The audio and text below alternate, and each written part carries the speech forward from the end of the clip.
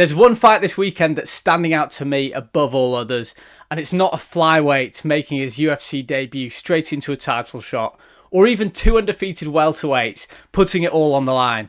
It is in fact the return of Kron Gracie, who's facing Bryce Mitchell this weekend, and in this video we're going to try and make sense of this fight, explain why it might be happening, and I'll end the video like I always do with a prediction. I'm sure that most UFC fans watching this will be familiar with Bryce Mitchell. He's been a mainstay in the featherweight division for the past few years now, defeating Edson Barboza, Dan Ige amongst others, and falling short against the current champ Ilia Topuria. On the other hand, Kron Gracie, if you're a newcomer to the sport, you will be familiar with his surname, coming from the legendary Gracie lineage. His father Rickson Gracie is considered by many to be the greatest jiu-jitsu practitioner of all time. And whilst Kron Gracie's jiu-jitsu's been undeniable, you can't say the same for his mixed martial arts career. He currently holds a record of 5 wins and 2 losses, and he's coming off the back of 2 pretty bad defeats. Now he's facing a ranked opponent in Bryce Mitchell. Let's try and make sense of it. Let's work out why this is happening. The first thing we're going to talk about is what we just mentioned, and it's the Gracie name.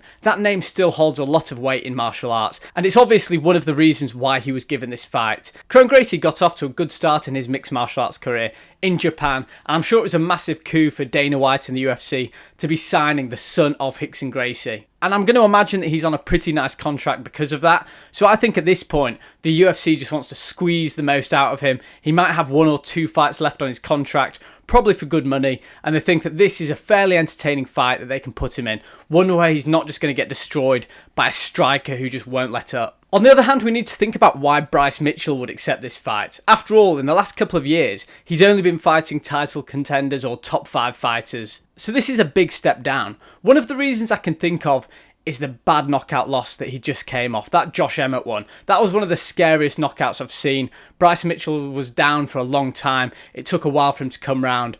And I think after a fight like that, maybe he's not so eager, or even his team isn't so eager just to put him in with another big puncher. I'm sure he's got no interest in a Josh Emmett rematch anytime soon, or maybe even against a fighter like Diego Lopez, who we know hits hard.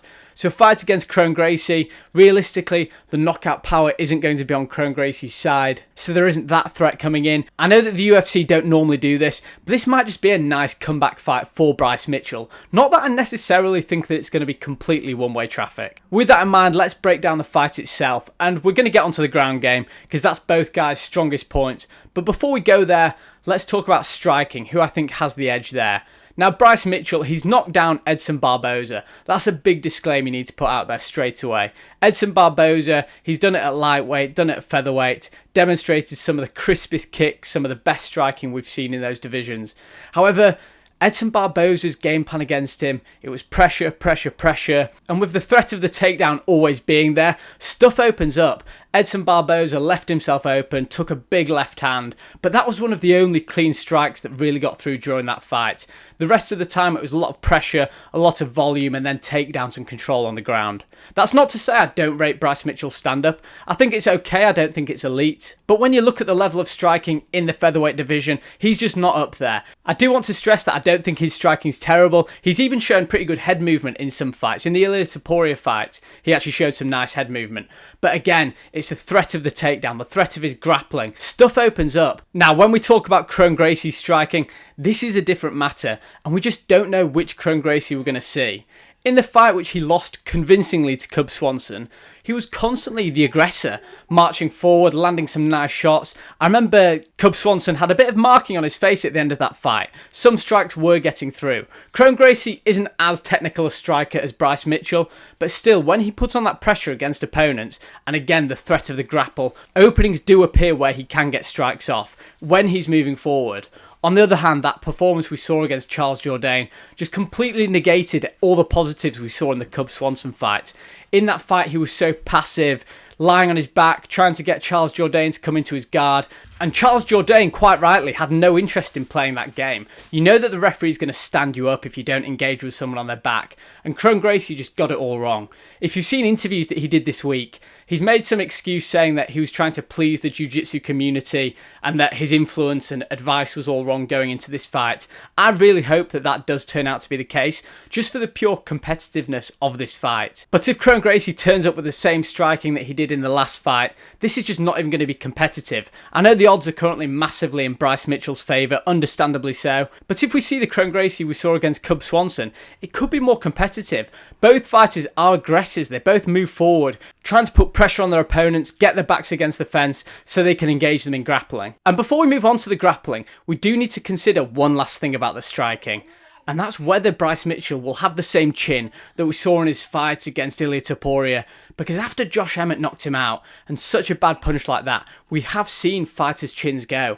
Cody Garbrandt in bantamweight is an obvious example of that. After a bad knockout against TJ Dillashaw, he was never really the same fighter after that. Could Bryce Mitchell be another case of an elite fighter whose chin just goes too early? Kron Gracie by no means a power puncher, but if he lands a clean right hand on Bryce Mitchell's chin that's still not fully recovered after a brutal weight cut to featherweight, this could be one of the shocks of the year. And don't get me wrong, this would be one of the shocks of the year. Kron Gracie knocking out Bryce Mitchell would be one of the upsets of the year. Don't get me wrong, if this does happen, people will make excuses. They'll say, of course, Bryce Mitchell wasn't fully recovered and everything like that. But just remember where we are today and the narrative heading into this fight, that this is going to be complete one-way traffic for Bryce Mitchell. But let's not forget that there is always a danger after a bad knockout like that fighters don't return the same way that they were beforehand. So with that in mind, let's move on to the grappling. And this is really interesting. If this becomes a grappling match for the purists out there, for the people who don't just love knockouts, but love every aspect of mixed martial arts, you'll absolutely love this. Bryce Mitchell, we've seen him do a twister, get fighters in a crucifix position before. Bryce Mitchell is elite on the ground. And not only that, don't expect him just to get a fighter down, hug their legs and not do much whilst he's down there. He's always either hunting a submission or going for ground and pound. That is one thing that I absolutely love about his ground game. The UFC this year, we've just been tainted, haven't we, by wrestlers taking fighters down and then referees not really engaging, not breaking it up, and they're just using that to their advantage. They're just holding them down, buying control time on the ground and winning rounds through doing that. But Bryce Mitchell deserves all the respect in the world. He takes fighters down and he looks for a finish, be it ground and pound or submissions. And I really think he's up there with the very best on the ground in the UFC. However, his opponent is Kron Gracie, one of the biggest names in jiu-jitsu of this generation. And it was the Stuart Cooper Films video of Kron Gracie against Gary Tonin that really got me into jiu-jitsu all those years ago. After you've watched this video, take a look at that. You'll be inspired, it'll make you want to train. He breaks it down really nice, but Kron Gracie's just got some of the cleanest jiu-jitsu. You'd argue that it is fundamental, arm bars, rear naked chokes, things like that. You don't see heel hooks or any of the new age jiu-jitsu kind of stuff. Not that he can't do that necessarily, I'm sure that he can, being an elite black belt, but that's just not something that's typically associated with Rickson Gracie and Kron Gracie jiu-jitsu. So if this was a straight grappling match, you'd probably think Kron Gracie still has an advantage. He's a jiu-jitsu purist. Like I said, Bryce Mitchell's got some of the best ground game grappling in MMA, but Kron Gracie, from a pure jiu-jitsu perspective, he's on another level. Yes, he's older, but he's been doing jiu-jitsu since he was Walker, and I'd still have to back him if it was a pure grappling match. But the fact is that it's not a straight grappling match. There are going to be strikes involved on the ground, and from a pure experience point of view, you have to give the advantage to Bryce Mitchell. So it's not looking great at the moment. I'm giving the striking advantage to Bryce Mitchell and the ground advantage to Bryce Mitchell. I think if he gets on top position, he'll be able to open up Kron with elbows like he does. However, there's one big caveat that I do want to put in this,